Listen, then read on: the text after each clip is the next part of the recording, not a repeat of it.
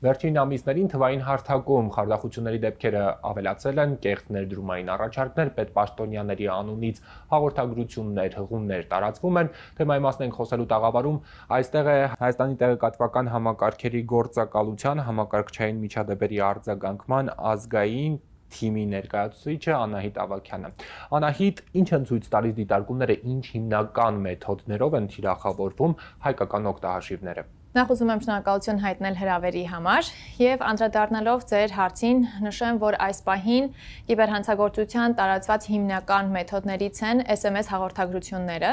որոնք ուղարկվում են քաղաքացիներին իբրև թե բանկերի անուններից։ Այս նամակներում հաճախ քաղաքացիներին ասվում է, թե իբրև իրենց անունով վարկ է ձևակերպվել մի կլորիկ գումարի, եւ եթե նրանք չեն այս վարկը ձևակերպողը կամ ցանկանում են այն չեղյալ համարել, ապա պետք է շտապ անցնեն այդ հաղորդագրությունում կցված հղումով եւ տեղեկացնեն բանկին այս մասին։ Բնականաբար բազմաթիվ քաղաքացիներ տեսնելով այս կլորիկ գումարը եւ խուճապի մատնվելով արագ բացում են հղումը եւ ուրեմն տալիս այն բոլոր տվյալները, որոնք իրենցից այդ պահին պահանջում են։ Այսինքն երևում է սովորական հեռախոսահամար, բայց նամակի բովանդակությունը մոտավորապես նշվում է, որ X բանկի անունից է։ Այո։ Եվ հենց այն պահին, երբ նրանք այդ տվյալները լրացնում են, կիբերհանցագործները վերցնում են այդ տվյալները եւ սրա միջոցով արդեն հասանելիություն են ստանում քաղաքացիների բանկային օգտահաշիվներին, այսինքն նրանց բանկային քարտերին, եւ իրենց ուզածի չափով արդեն գումար են փոխանցում իրենց իսկ հաշիվներին, վաճառելով բնականաբար ֆինանսական մեծ կորուստներ։ Մյուս մեթոդը, որ եւս նկատում ենք, որ տարածված է, քաղաքացիները հաճախ կատարում են հրապարակումներ որևէ ապրանքի վաճառքի հետ կապված։ Եվ իրենց հետ կիբերհանցագործները ձևանալով որպես քաղաքացիներ, ովքեր հետաքրքրված են այդ ապրանքը գնելով, հիմնականում կապի են դուրս գալիս նամակագրական հավելվածներով WhatsApp, Viber, Telegram եւ նորից խնդրում են իրենց բանկային քարտի տվյալները, որպեսզի կարողանան վճարել ապրանքի համար կամ էլեկտրոնային պայմանագիր կազմեն, որ ուրեմն առաքումը կազմակերպեն ապրանքի եւ նորից քաղաքացիները տալիս են այս տվյալները եւ ունենում ֆինանսական կորուստներ։ Ինչի վրա քաղաքացիները կարող են ուշադրություն դարձնել հասկանալու համար, որ հաղորդագրությունը, որոնք ստացել են կամ այն կապը, որը հաստատվել է ցանցային հարթակում, իրականում կեղծ է եւ ընդհանրապես գումար շորթելու միջոց ցանցայինների համար։ Եթե նամակը, հաղորդագրությունը կամ անգամ զանգը ձևանում են, թե իբրև տվյալ բանկից է ուղարկվել, այստեղ առաջին քայլը, որ քաղաքացիները պետք է անեն, նախ հասկանալ իրոք այդ հաղորդագրությունը այն կառույցի կողմից է, որից ասվում է, որ այն ուղարկվել է։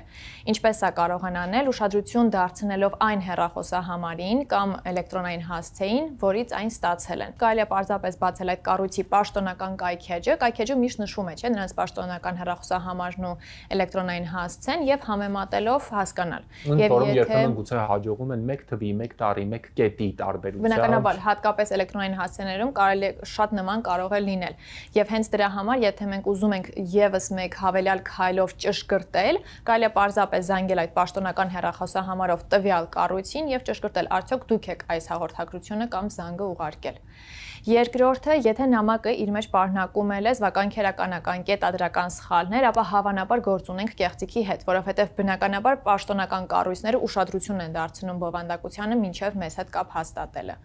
Մյուսը շտապողականության եւ խուճապի զգացողություն առաջացնելու տարրերն են։ Եթե օրինակ ասում են շտապ անցիր այս հղմամբ եւ տուր մեզ այս ինֆորմացիան, պաշտոնական կառույցները երբեք սահմանափակում չեն դնում քաղաքացիների առաջ նման քայլերը կատարելու համար։ Առավել եւս քաղաքացիներից չեն պահանջում իրենց անձնական կամ բանկային տվյալները նամակի հաղորդագրության միջոցով տրամադրել։ Ինչ նպատակ են հետապնդում ցանցայինները, օրինակ պետպաշտոնյաների անունից տարբեր նամակներ, հաղորդագրություններ, հայտարարություններ տարածելով։ Նպատակները տարբեր են։ Կոնկրետ ձեր նշված դեպքում նպատակը կարող է լինել օրինակ հեղինակության հետ խաղալը, այսինքն եթե մենք ստանում ենք նամակ եւ ենթադրում, կարծում, որ այս նամակը տվյալ կառույցից է կամ պաշտոնյայից է եւ այնուհետեւ իմանում, որ իրականում այդ նամակի հետևում կանգնած են կիբերհանցագործներ։ Այստեղ ոնց հասկանալ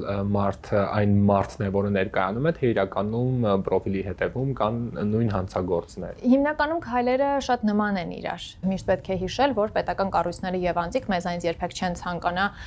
որ մեր ինֆորմացիան, անձնական տվյալները տրամադրենք, մեր գաղտնաբառը տրամադրենք եւ էլի բովանդակությանը ուշադրություն դարձնելով հաշտապողականության տարրերը եւ սխալները։ Մի ուրիշ գլխացավանք է միանգամից միլիոնատեր դառնալու այսպես հայտարարությունները, մարդիկ առաջարկում են դնել փոքրիկ խորհրդի գումար, մի քանի օր հետո մեծ գումարի տեր դառնալ, այստեղ ինչպես կարող են քաղաքացիները հասկանալ դրանք կեղծ են թե իրական։ Այստեղ շատ կարևոր է ուշադրություն դարձնել առաջարկներին։ Նրանք հիմնականում լինում են այսպես շատ գեղեցիկ փաթեթավորված։ Այսինքն, եթե մենք կարդում ենք որևէ առաջարկ, որը այնքան լավն է, որ անիրական է թվում, ապա հավանաբար այն կեղծիք է։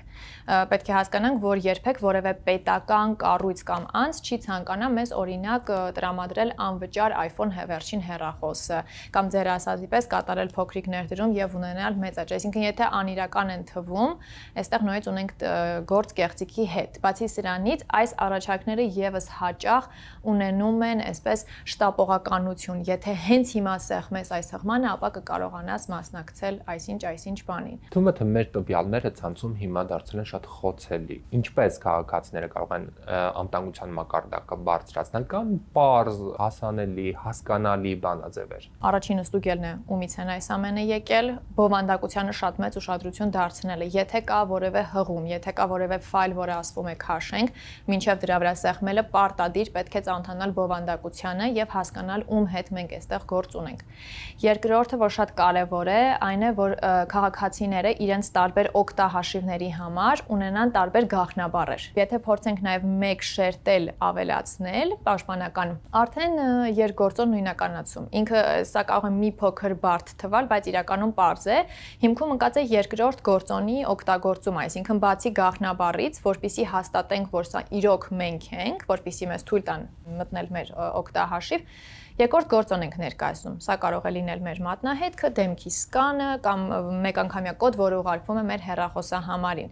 Այս դեպքում անգամ երբ կիբերհանցագործը ունի մեր գաղտնաբառը, նա միևնույն չի կարող մուտք գործել, որտեղ նա չունի մեր մատնահետքը կամ դեմքի սկանը։ Եվ քանի որ շատ կարևոր է, որ մեր քաղաքացիները այս մասին լինեն կիբեր իրազեկված, պաշտպանվելու համար, Հայաստանի տեղեկատվական համակարգերի գործակալությունը եւ ԲՏԱ նախարարությունը միասին համագործակցությամբ իրականացնում են կիբեր իրազեկման արշավ Հայաստանի աշակերտների շրջանում եւ արդեն սրա շնորհիվ մենք ունենք 300 աշակերտ, որոնք ձեռք են բերել հիմնային կիբեր անվտանգության գիտելիքներ։